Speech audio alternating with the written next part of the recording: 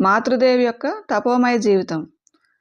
గురుదేవులు తమ అవసాన దశలో మాతృదేవితో ఇలా చెప్పారు. తదనంతరం నువ్వు కామార్పకూరుకు వెళ్ళు. అన్నం ఆకుకూర మాత్రమే లభించినా సరే వాటితోనే సరిపెట్టుకొని జీవించు. భగవంతుని పవిత్ర నామాన్ని జపిస్తూ సమయాన్ని వెళ్ళబుచ్చని చెప్పారంట. అందువల్ల బృందావన యాత్ర అనంతరం మాతృదేవి కామార్పకూరుకు వెళ్ళారు. తినడానికి కొద్దిపాటి వడ్లు మాత్రమే నిల్వ ఉన్నాయి. వాటినే దంచి బియ్యం చేసుకున్నారు. తానే తోటలో శ్రమించి పండించిన ఆకుకూర అన్నంతో భోజనం పూర్తయింది అనిపించేవారంటే మాతృదేవి. ఉప్పు కొనడానికి కూడా అప్పట్లో ఆమె వద్ద డబ్బులు లేవు. మాతృదేవి బాగోగులు చూసుకోవాల్సిన గురుదేవుల కుటుంబ సభ్యులు ఆమెను పట్టించుకోలేదు.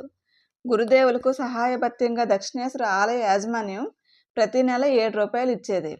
ఆయన నిర్యాణానంతరం ఆ పైకం మాతృదేవికి పంపసాగారు. కానీ గురుదేవుల అన్నగారి కుమారుడైన రామ్లాల్ ఆ పైకం మాతృదేవికి అందకుండా చేశాడంట. ఇంటి వ్యవహారంలో కూడా అడ్డుపడి గురుదేవుల వాటాగా పూరి పాకను మాత్రం మాతృదేవికి కేటాయించి అన్ని బాధ్యతల నుండి తప్పుకున్నాడు. శివరాం, లక్ష్మి ప్రభృత కుటుంబ సభ్యులు మాతృదేవికి ఎలాంటి సహాయం అందించలేని నిస్సహాయ స్థితిలో ఉన్నారు.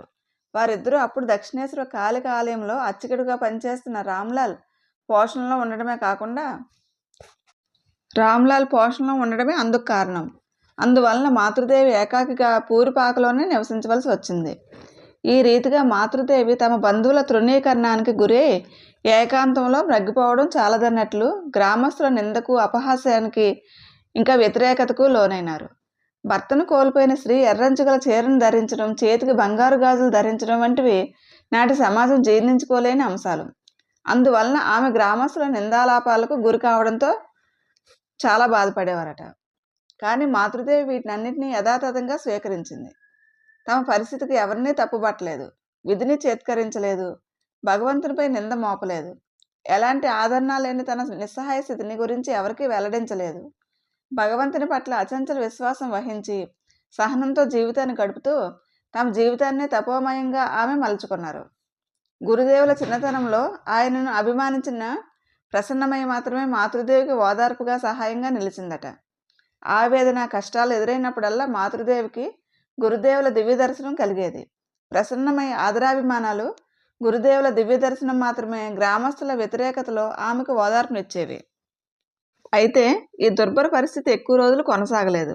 మాతృదేవి తల్లి అయిన శ్యామసుందరీదేవికి తన కుమార్తె అనుభవిస్తున్న అష్టకష్టాల గురించి తెలియవచ్చింది. ఆమె ఈ విషయం తన కుమారుడైన ప్రసన్నునికి తెలిపింది. అతడి ద్వారా ఈ విషయం తెలుసుకున్న గోలాప్మా వెంటనే మాతృదేవికి సహకరించే బాధ్యతను స్వీకరించింది. గురుదేవుల శిష్యులకు మాతృదేవి దుర్భర స్థితిని తెలిపి డబ్బు సమకూర్చింది. మాతృదేవిని కలకత్తాకు వచ్చి నివసించమని గురుదేవుల భక్తుల తరపున వేడుకోవడం జరిగింది. కానీ యువ వితంతువైన తాను అన్యుల మధ్య నివసిస్తే ఊళ్ళో జనం ఏమనుకుంటారని ఆమె సంకోచించారట. తదనంతరం గురుదేవుల శిష్యుల మనసులను ఆనందమయం చేస్తూ ఆమె 1888 సంవత్సరం ఏప్రిల్ నెలలో కలకత్తాకు తరలి వెళ్లారు. రేపటి భాగంలో ఆధ్యాత్మిక కార్యకలాపం గురించి తెలుసుకుందామండి.